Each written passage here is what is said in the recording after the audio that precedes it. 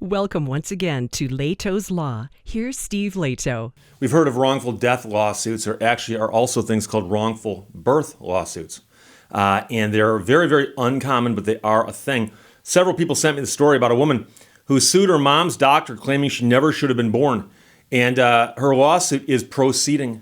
So Alice Fuller wrote this version of the story from The Sun. I also saw it in the New York Post and elsewhere.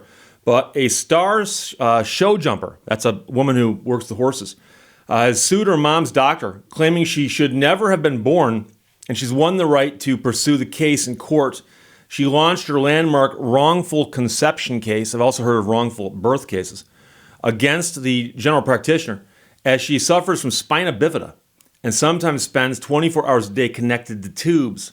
The 20-year-old's wrongful conception claim saw her take the doctor to court over his failure to advise her mother to take vital supplements before she got pregnant.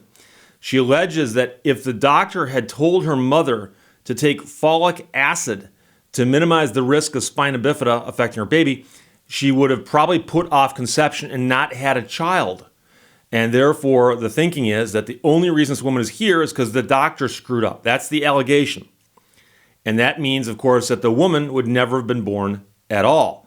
Now, in a unique ruling at London's High Court recently, a judge backed the woman's case and awarded her the right to pursue it.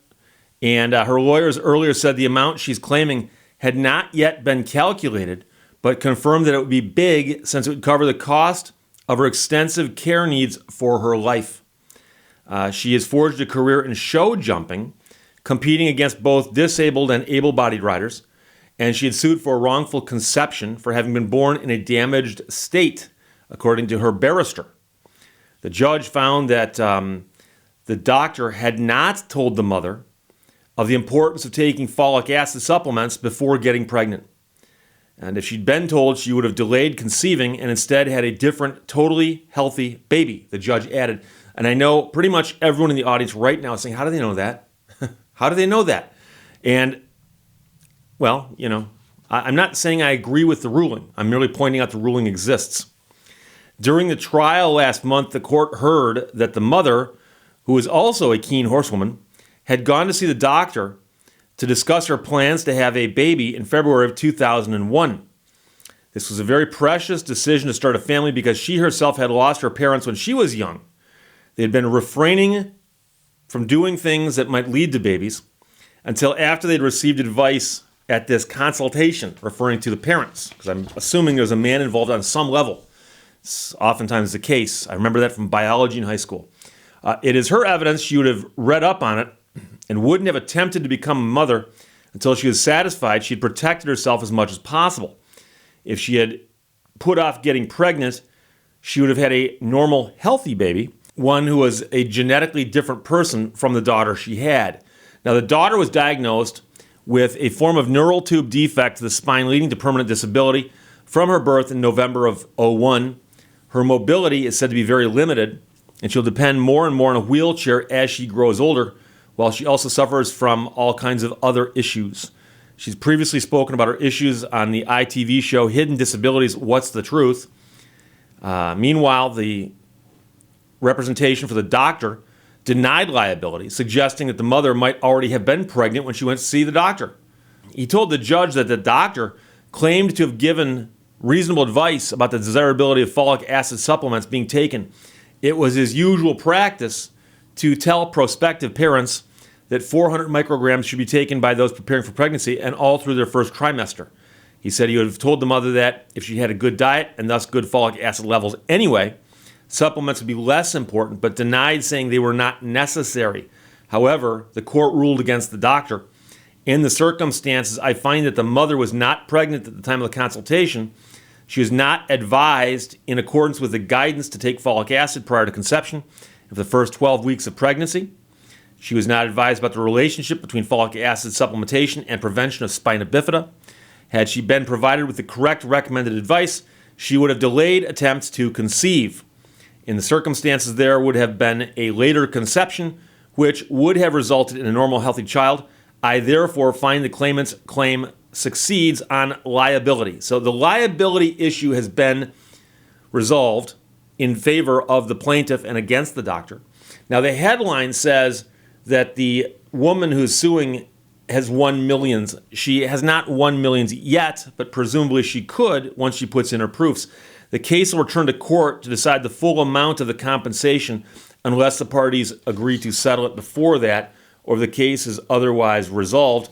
And this article points out that according to her own website, the daughter describes her motto in life as "find a way, not an excuse." So there's that. But the simple argument is, if the doctor commits malpractice by not advising a woman who's thinking about getting pregnant about the necessity for folic acid, and the mother-to-be follows the doctor's advice and the lack thereof and doesn't take folic acid, and that leads to a birth defect, what responsibility, how much of that responsibility falls on the doctor versus on the mother? And this court is apparently saying, well, if she had been told and had followed the advice, this wouldn't have happened, this being the birth of the child. And therefore, if we find that the doctor didn't tell her, and she testifies that I would have done it had my doctor told me, the court's saying, well, there you go, you got liability. So I'm not as up on the appellate practice in England as I am about the appellate practice here in America. So I can't tell you what the likelihood is of this being overturned on appeal, and if so, whether or not it's going to be way down the road like it is in America. Because in America, you often do have cases like this where there is a trial portion on liability and then a trial portion on damages, okay?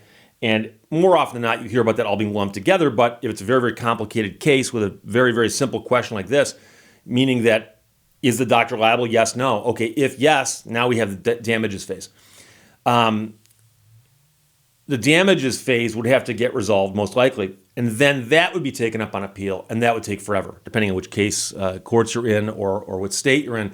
The difference in length of forever might be a little bit, but it would still take a while.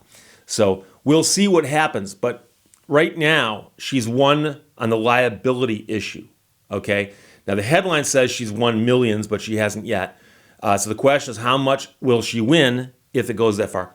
And then the question is, will that award stand? So those two questions have not been resolved, but the reason that this is in the news right now is it is such an unusual case, and that is why Wally, Damon, and Tim all sent it, because a woman in England has sued her mom's doctor, claiming she never should have been born, and the court has said, yes, that is a viable cause of action, and yes, the doctor does in fact owe you. Now let's go back to the chalkboard and figure out how much that money's going to be. So we'll see, and I will keep you updated. Alice Fuller wrote that for The Sun.